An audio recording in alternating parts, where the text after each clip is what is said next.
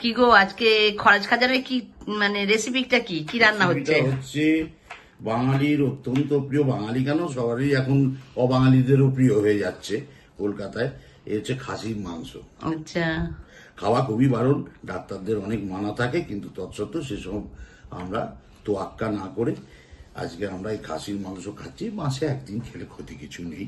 আচ্ছা। ওরকম ডাক্তাররাও নিজেদের চেম্বার বন্ধ করে সবাইকে জ্ঞান দিয়ে নিজে একটা সিগারেট যাই হোক, সেই সমস্ত কোনো ব্যাপার না। তো আজকে খাসির মাংস হবে, তবে একটা জিনিস দেখার বিষয় আছে, সেটা হচ্ছে আমি রসুন বা পেঁয়াজ কোনোটাই বাটি না। এই আচ্ছা। যে দেখছো এইভাবে কুচো করে নিয়েছি। আমি দেখেছি প্রায় তুমি এগুলো লঙ্কাটাও কুচো এইভাবে করে করতে নিয়েছি, হ্যাঁ, এইভাবে পারো। আমি করি। আর পেঁয়াজ সেটা কুচো করে রেখে দিয়েছি। দিয়ে এইবার রান্না শুরু করব।